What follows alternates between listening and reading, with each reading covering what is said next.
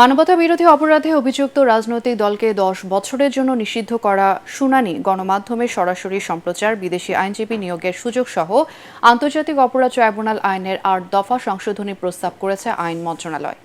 রাজধানীর বিচার প্রশাসন প্রশিক্ষণ ইনস্টিটিউটে বিশিষ্টজনদের সাথে মতবিনিময়কালে আইন উপদেষ্টা ডক্টর আসিফ নজরুল বলেন, বিচারে স্বচ্ছতা, জবাবদিহিতা এবং আন্তর্জাতিক মান বজায় রাখতে বিশিষ্টজনদের মতামত গুরুত্বের সাথে বিবেচনা করা হবে। আরও জানাচ্ছেন হুমায়ুন চিশতি।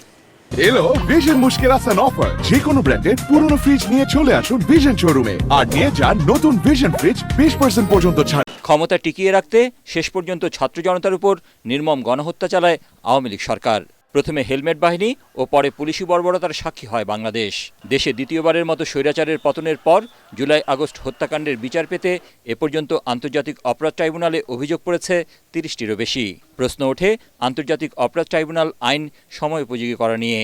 এমন বাস্তবতায় আইন বিশেষজ্ঞ ও বিশিষ্টজনদের সাথে মতবিনিময়ের উদ্যোগ নেয় আইন মন্ত্রণালয়। এ সময় অভিযুক্ত রাজনৈতিক দলকে 10 বছরের জন্য নিষিদ্ধসহ 8 দফা খসড়া প্রস্তাব তুলে ধরা হয় মন্ত্রণালয়ের পক্ষ থেকে। প্রস্তাবিত খসড়াকে সাধুবাদ জানিয়ে আরও কিছু যুক্ত করার প্রস্তাব করেন অনেকেই।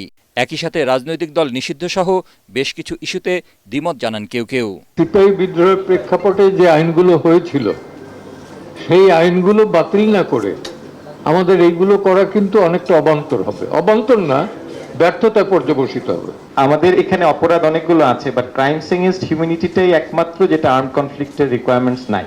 কাজে এই জায়গাটাতে ফোকাসড হওয়া বেশি জরুরি। জুলাই এবং আগস্টে যা হয়েছে তার অত্যন্ত কড়া শাস্তি হওয়া উচিত। যে কোনো দলের তার অপরাধ অনুযায়ী তখন তো আমরা সর্বোচ্চ থ্রেশহোল্ডটা যদি উপরে রাখি, সেটাকে আমরা 5 বছর, 10 বছর, 3 বছর যাই ইচ্ছে করতে পারি। অনুষ্ঠানে 4টি অপরাধ নিয়ে নিজের ভাবনার কথা জানান নির্বাচন কমিশন সংস্কার বিষয়ক কমিশনের প্রধান।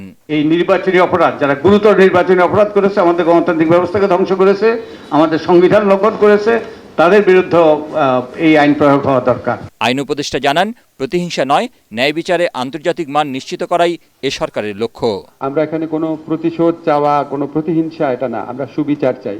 আমরা এই চ্যালেঞ্জটা সম্পর্কে সম্পূর্ণ সচেতন আছি। আমার বুকের ভিতরে যত কষ্ট থাক, যত হতাশা থাক, যত আপনার ক্রন্দন থাকুক, ক্ষোভ থাকুক, বিচারটাকে অবশ্যই আমাদের সবার কাছে গ্রহণযোগ্য হতে হবে। কোনো রাজনৈতিক দল নিষিদ্ধ নয়, বরং জুলাই আগস্টের শহীদ ও আহতদের ন্যায় বিচার নিশ্চিত করা সরকারের লক্ষ্য বলেও মন্তব্য করেন আইন উপদেষ্টা। হুমায়ুন চিশতি, এটিএন বাংলা, ঢাকা।